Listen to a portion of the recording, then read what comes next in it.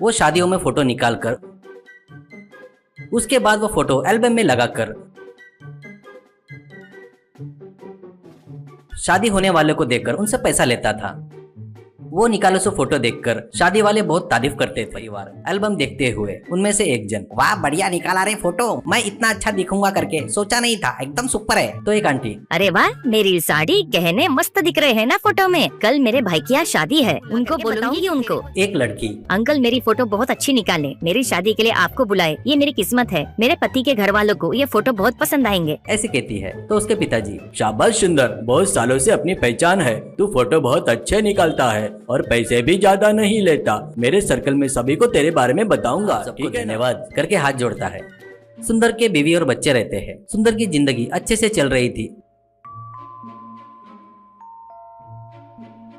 तब पप्पू की एंट्री होती है। वो लगेज के साथ आकर, जीजा जी मैं आ गया। अरे बाप रे, तू आया क्या? क्यों आया रे यहाँ पर? कितने दिन रहेगा? करके पूछता है। सुंदर की पत्नी, घर आए मेहमान से ऐसे बातें करते क्या, मेरा भाई कोई मामूली नहीं है, सिनेमा फील्ड में असिस्टेंट कैमरामैन है, बड़े बड़े बॉलीवुड सिनेमा के लिए काम किया उसने, तुम्हारे जैसा स्टील आजा। ऐसा कहती है। पप्पू, क्या हो जीजा जी, मुझ पर पहले से ही विश्वास नहीं है आपको, इसलिए ऐसी बातें कर रहे हो। जीजा जी आप घबराओ मत, मेरी शूटिंग में थोड़ा गैप मिला इसलिए आया हूँ, एक हफ्ता रहकर चला जाऊंगा, इसी बीच में तुम्हारे फंक्शन में नए टेक्नोलॉजी दिखाकर तुम्हारा नाम और बढ़ाऊंगा। सुंदर, भाई तेरे को नमस्ते, मेरे फंक्शन मैं ही देख लूंगा, मुझे तेरी मदद की कोई तुमको वो जरूरत बोले नहीं तो ना जलन और ईर्ष्या है, इसलिए ऐसे बातें कर रहे हो, क्या तो भी है वो टेक्नोलॉजी बोल रहा है ना, देख तो लो, देखने में क्या हर्ज है। ऐसा कहती है। सुंदर को ठीक है बोले बगैर जमा नहीं।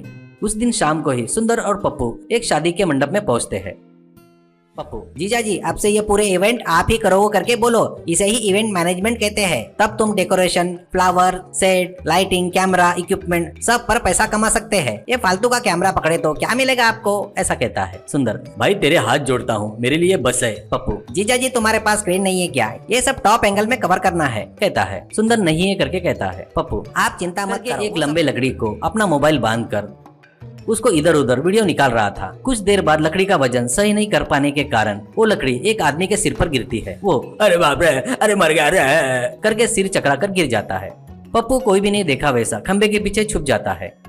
सुंदर उसके पास जाकर उसको ढूंढ रहे हैं, मिला तो जमकर धुलाई करेंगे, मेरी बात सुन, यहाँ से चला जा, कहता है। पप्पू, कलाकार बोले तो किसी से डरना नहीं चाहिए जीजा जी, ठीक है क्रेन को छोड़ो, अब मैं लाइट और ड्रोन का कमाल दिखाता हूँ, ऐसा कहता है। उस एरिया की पद्धत के हिसाब से दूल्हे को एक टोकने में बिठाकर सब लोग उसे उठाकर मंडप तक लाते हैं। दुल्हन और उनके रिश्तेदार, वैसे वो लोग आ रहे थे। दुल्हन के पिताजी, बेटा तुमने सही कहा है, लड़के का हेयर स्टाइल जबरदस्त है, सिनेमा के हीरो जैसा है, ऐसा कहता है। तो दुल्हन शर्माते हुए, मैं उसके हेयर स्टाइल पर ही फिदा हो गई पिताजी, है ना, प्रभास का जैसा है ना, देखो, ऐसा कहती है।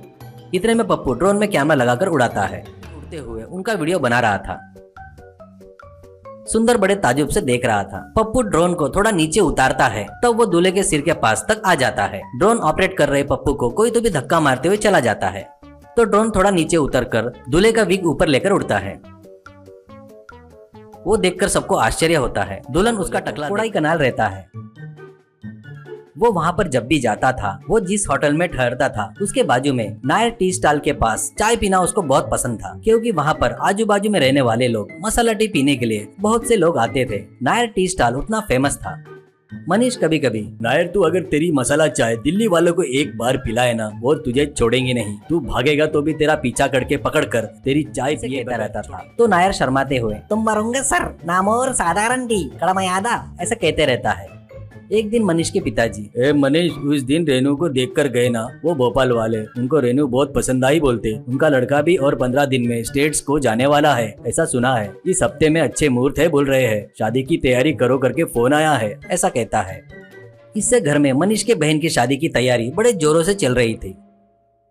मनीष को नायर की चाय याद आकर पिताजी से, पिताजी 3 दिन की शादी है ना, वो 3 दिन दूल्हे वालों को उस नायर के चाय का स्वाद दिखाने की सोच रहा हूँ, आपको पसंद है तो बोलो, ऐसा कहता है। पिताजी, ठीक है उनको आने को बोल दे फोन करके, ऐसा कहते हैं। मनीष तुरंत फोन करके नायर से बात करता है। शादी और 2 दिन के बाद है, इसलिए फ्लाइट की टिकट भेज रहा हूँ, तू तुरंत आ जा, ऐसा कहता है। नायर बहुत खुश होकर, रंबा संतोषम सर, इनका इदाजी फर्स्ट टाइम विमानतिला प्रयाणम, ऐसा कहता है। में रखकर हैंड बैग में एक बड़ा प्लास्टिक टी पेपर फ्लास्क, थोड़े से गंजाई के पत्ते रखकर विमान में चढ़ता है।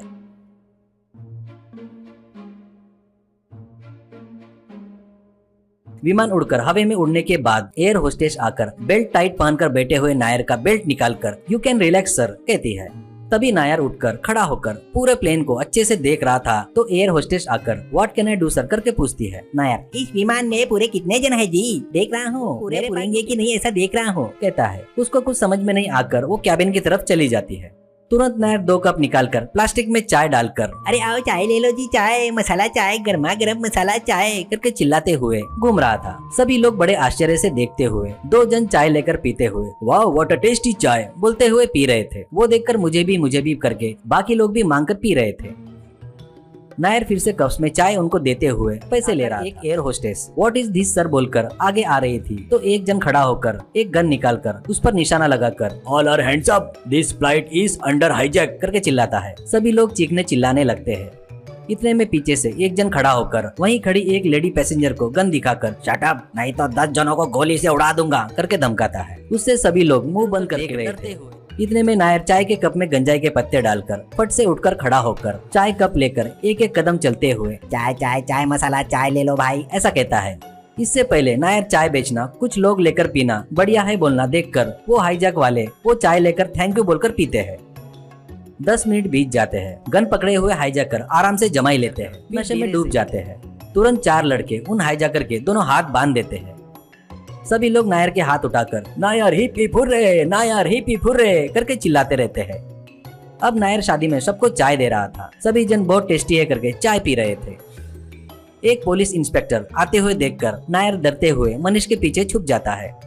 इंस्पेक्टर वो देखकर क्या छुपे हो, तूने किया ऐसा सब कहता काम? है। नायर "मुझे अरेस्ट मत करो सर, सर प्लीज" डरते हुए कहता है। इंस्पेक्टर तेरे को क्यों अरेस्ट करूंगा? ऐसा कहता है। नायर "मेरे पास गांजा के पत्ते नहीं है सर, पहले ही फेंक दिया सर। कुछ कस्टमरों के लिए गांजा यूज करता हूँ सर, सभी के लिए नहीं सर। पर वो उस दिन वैसे काम में आएगी करके सोचा नहीं था सर। इसके बाद कभी भी गांजा चाय नहीं बेचूंगा सर" ऐसा कहता है।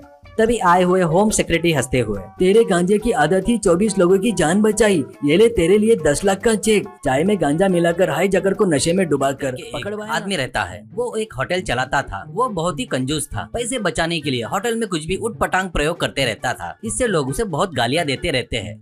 ऐसे ही एक दिन उसके बाद जॉकी करके कस्टमर आता है। अब जाकी से विनय "क्या भैया बहुत दिनों के बाद दिख रहे हो? इस बीच कहीं दिखे नहीं। तुम्हारे लिए फट से कुछ बनाता बोले तो टाइम भी नहीं है भैया। मेरे लिए थोड़ा वैरायटी करो तुम। मुंह के बदले नाक से खाकर कान में से पानी डाल लो भैया। क्या बोलते हो?" माइंड ब्लॉक हो रहा है रे। तू क्या है, तेरी सोच क्या है रे बाबा? अरे बाप रे, तेरे को देखे तो वैरायटी बोलकर बॉडी के पार्ट काट कर मुझे ही खिलाएगा लग रहा है रे, साइको कहीं के। ऐसे रहते हुए दूसरे दिन विनय के मेहमान उसके पास आते हैं। अब विनय से नीरव अरे जा भाई बापू, इस बार अपने गरीब परिवार को पार्टी देने की बारी तेरी है। पिछले बार सभी देसी मुर्गी करके लाया, इस बार तेरे को कुछ अच्छा सेट करना पड़ेगा। जमे तो जोरदार मटन की सब्जी बना, ऐसा कहता है। तो मन में विनय "अरे बाप रे, खाने की बारी आई तो जमकर दबा दिया था मैं। अब खिलाने की बारी आई तो पहले ही ये बेवकूफ लोग है। खाना है बोले तो 2 दिन तक भूखे रहेंगे। नॉनवेज रखे तो सभी लोग जमकर दबाएंगे। सोचकर उनसे विनय "हाँ हाँ पूरा सेट किया, तुम लोग की तो मजा ही मजा होना। मेरे दोस्त का आम का बगीचा है, वहीं पर सब लोग जमा हो जाएंगे। अपने बैच को वहीं बुलाओ, पूरा बगीचा अपना ही है। फुल बिरयानी बनाकर एंजॉय करेंगे", ऐसा कहता है। वो सुनकर नीरव लोग खुश होकर वहाँ से चले गए। सभी लोगों को बुलाता है। विनय गरीब पूरा परिवार आम के बगीचे में आकर बच्चे खेल रहे थे, बड़े लोग बातें कर रहे थे। ऐसे रहते हुए विनय के पास आचार्य विजू आकर "क्या भैया 1 किलो मटन लाए क्या? बस नहीं होगा भैया, मुश्किल है। जाकर 30 किलो तो भी लेकर आ सकते हो ना?" कहता है। तो विनोद बहुत सोचकर बाजू के आम के पेड़ पर चढ़कर वहाँ पर लगे कच्चे आम पक्के आम सभी तोड़कर लाता है। उसको देखकर विजू "भैया इन आमों से क्या करेंगे भैया?" विनय "क्या करेंगे बोले तो क्या रे, मैं इससे मैंगो बिरयानी बनाने जा रहा हूँ। इसके खट्टेपन के कारण 4 दोनी वाले खाते ही फटाफट निकल जाएंगे रे यहाँ से" करके फटाफट आम काटना शुरू करता है। कच्चे आम पक्के आम सभी रहते हैं। वो देखकर विजू रोकने की कोशिश करता है तो भी वो नहीं सुनता। ये देखकर विजू डर के मारे वहाँ से भाग जाता है। कुछ देर बाद वो खाना बनाना शुरू करता है। वो बनाते वक्त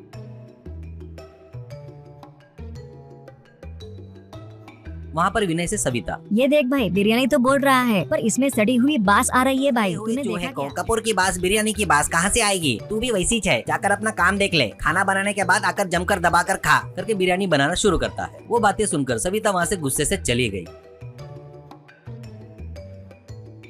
उसके बाद लोगों से विनय, अरे आओ भाई आओ, नरम नरम आमों के बनी हुई जबरदस्त mango biryani, hot and crazy भी है, ऐसा बनाया हूँ, आओ आओ आज इसका स्वाद चख लो, जिंदगी में कभी नहीं भूलोगे। पहले छोटे बच्चों को लेकर आओ, बाद में सभी बड़े डिंग डिंग करके आ सकते हैं। इससे वो बात सुनकर सभी बच्चे दौड़ते हुए आते हैं,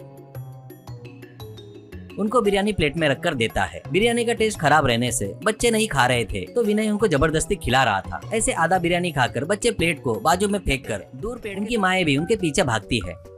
उनके पीछे गई सो माँ 2 मिनट बाद बड़े लोग खाने जा रहे थे, तब दौड़ते हुए आकर सविता, कोई भी मत खाओ, सभी बच्चों को एक साथ संडास लग गई है, इस निकम्मे बेवकूफ को छोड़ो मत, जमकर धुलाई करो इसकी, ये जानबूझकर पैसा बचाने के लिए फूड पॉइजन कर दिया बेवकूफ ने। कहने से सभी लोग मिलकर विनय की उसे जबरदस्ती मैंगो बिरयानी खिलाते हैं। वो खाने के बाद विनय भी फटाफट पेड़ के पीछे भाग जाता है।